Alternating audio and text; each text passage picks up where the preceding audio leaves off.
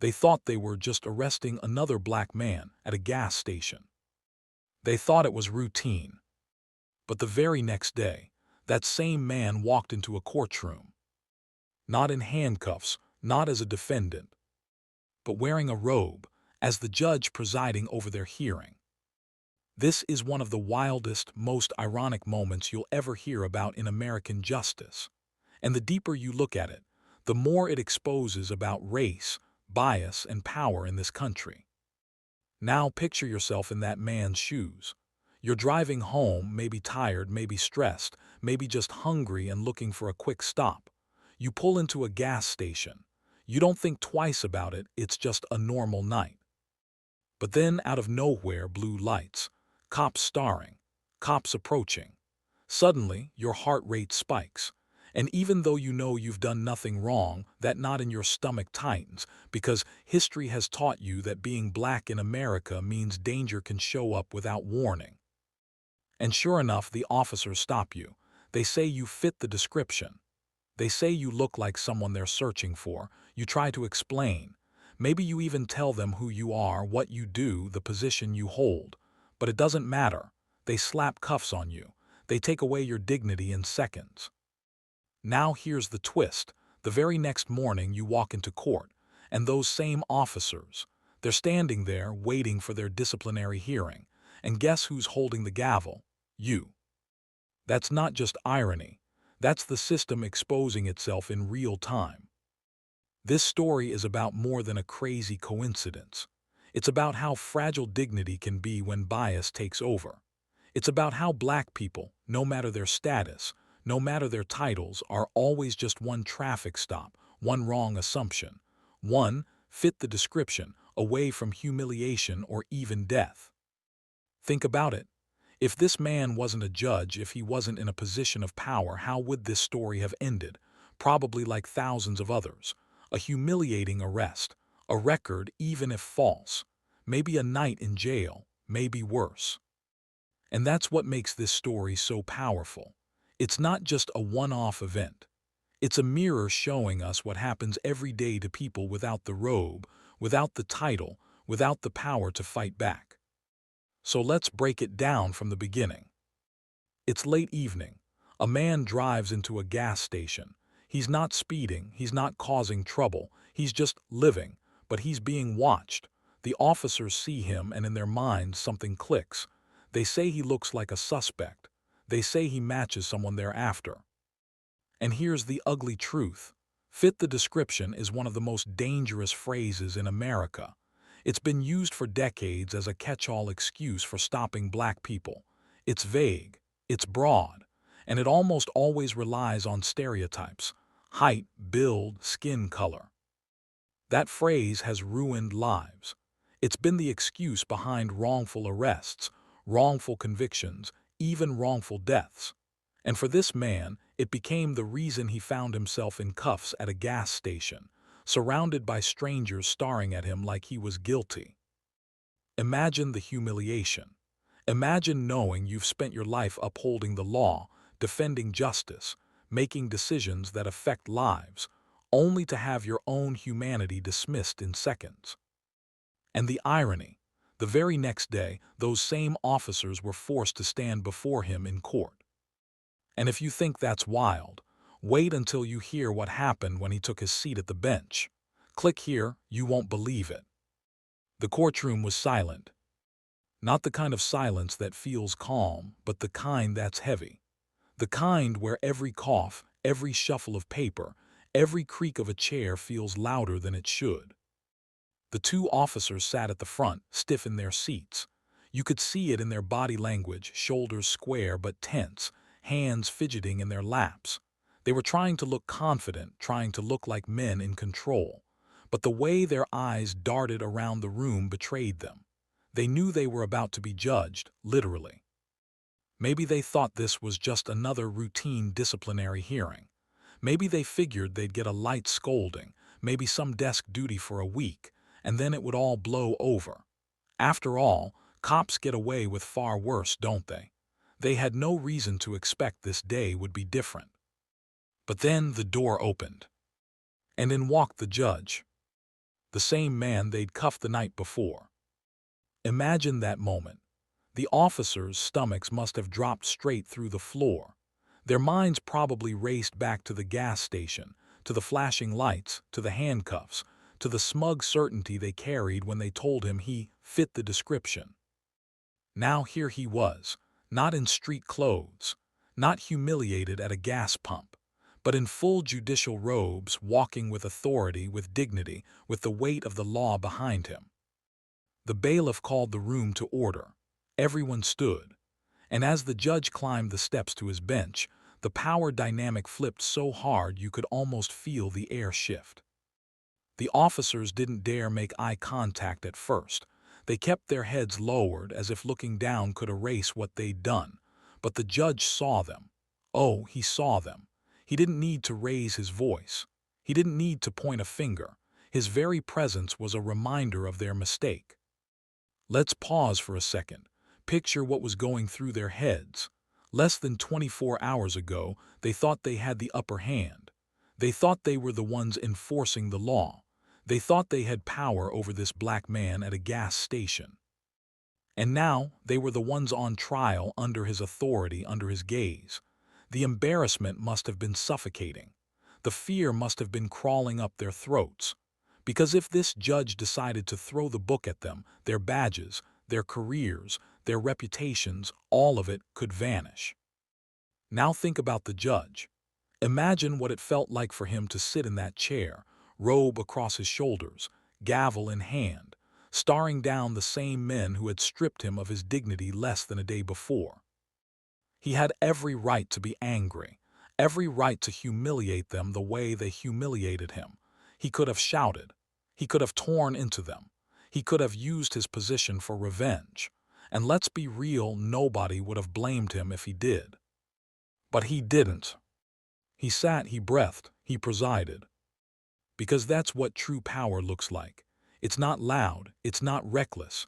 It doesn't need to scream to be felt. True power is silent, controlled, undeniable. The officers shifted nervously as the judge began to speak. His words were calm, measured, but beneath every syllable you could feel the weight of the night before. He didn't have to remind them of what they'd done, they were already drowning in it. The irony was almost too much to take in. Less than 24 hours earlier, they had looked at this man and seen nothing but suspicion. They hadn't seen his humanity. They hadn't seen his accomplishments. They hadn't seen his position. All they saw was a black man at a gas station, and that was enough for them to strip away his dignity. But now, sitting in that courtroom, they were forced to see him for who he really was. Not just a black man, not just a citizen, but a judge, a man with authority, a man with the power to decide their fate. The silence in the room was crushing. Every lawyer, every clerk, every observer in the gallery could feel it. Everyone knew they were witnessing a moment that went beyond law, beyond protocol. This was justice exposing itself in the rawest, most poetic way possible. And yet the judge didn't gloat. He didn't smile. He didn't let triumph cross his face, because this wasn't about winning. This wasn't about ego. This was about something bigger, showing that dignity can survive even the ugliest humiliation. Now imagine the officers finally daring to lift their eyes, locking for just a moment with the man in the robe. That split second must have burned. Because how do you look into the eyes of someone you treated like dirt, knowing that person now holds your future in their hands? That's not just irony, that's a reckoning. The hearing went on. The judge listened, just like he would in any other case. But make no mistake, the lesson had already been delivered. Those officers would never forget that feeling. The tables turned. The shame of knowing they had disrespected a man whose authority far exceeded their own. It's the kind of moment that shakes you. The kind of moment that strips away the illusion of invincibility. Because police officers often walk through the world thinking their badge is a shield, thinking their word carries more weight than anyone else. But in that courtroom, the badge meant nothing. Their authority meant nothing. All that mattered was the truth that they had profiled, they had humiliated, and now they were being held accountable. And here's the part that sticks with you. If they could do this to a judge, a man with prestige, power, and influence, what chance does the average black man at a gas station have? That's the haunting question hanging over this whole story, because this one ended with irony. This one ended with justice turning the tables. But for so many others, there's no twist, just humiliation, just arrest records, just lives broken because of a so-called description. The courtroom that day became more than a room of law. It became a stage, a symbol, a living reminder that bias blinds. That power can flip, and that justice, when it's real, doesn't always come from rage but from restraint. When the gavel finally came down, it wasn't just the end of a hearing. It was the end of a cycle. For once, the people who misused their authority had to stand under the authority of the very man they wronged. Yep.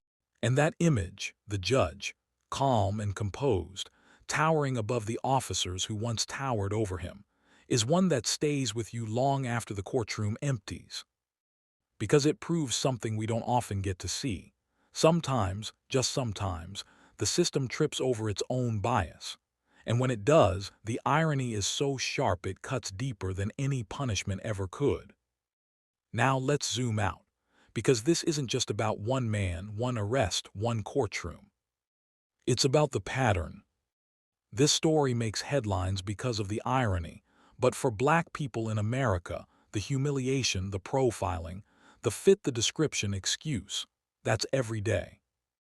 Think about Henry Louis Gates, Jr., one of the most respected scholars in the country. He was arrested in his own home in Cambridge, Massachusetts, because a neighbor thought he looked suspicious trying to open his own front door. A black man in his own house, mistaken for a criminal. Think about Sandra Bland, pulled over for failing to signal a lane change in Texas. 3 days later, she was dead in a jail cell. Think about the countless traffic stops that escalate for no reason other than fear and bias. How many names do we even remember? And how many never make the news? See, the judge at the gas station got lucky. Lucky because of his status. Lucky because the irony forced the story into the spotlight. But what about the people without that platform? What about the ones who don't get the chance to flip the script? That's what makes this case so symbolic. It's a reminder that bias doesn't discriminate by title. It doesn't care if you're a judge, a lawyer, a doctor, or a teenager walking home. If you're black, you can be treated like a suspect at any time. And this isn't new. This is centuries in the making. After slavery ended, black men were criminalized through vagrancy laws, loitering charges, and chain gangs. During Jim Crow, being black in the wrong place at the wrong time could get you arrested or worse. And even today, the echoes are clear. Stop and frisk, driving while black, walking while black, living while black. The same stereotypes keep being recycled: dangerous, suspicious, criminal. And every time an officer says fit the description, it's another way of saying you don't belong. But this story cuts deeper because it strips away the illusion that education or power can protect you. This man wasn't just a citizen. He was a judge, someone who literally embodies the law. And still, none of that mattered in the moment he was cuffed. That's the struggle. That's the frustration. That's the reality of being black in America. Let's pause and think about the emotional weight. Imagine being that judge. You've spent years studying, grinding, working twice as hard just to prove yourself in a system that wasn't built for you.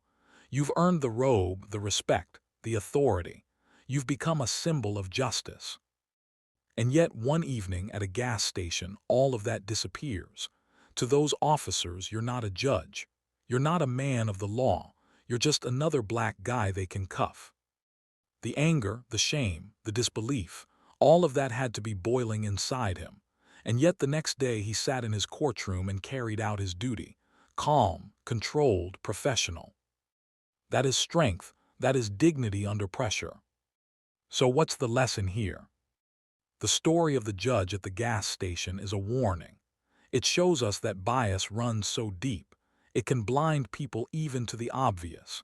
It shows us that titles, education, and respectability won't always save you from racism. And it shows us how fragile justice can be when it depends on who's holding the power at that moment.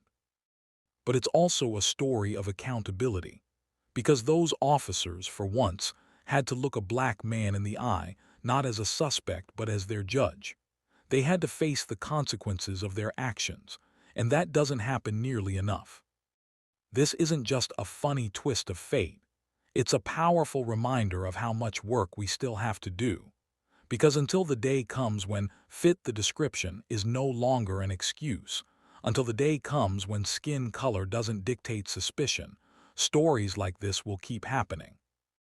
The difference is, not every black man arrested at a gas station will walk into court the next day as the judge.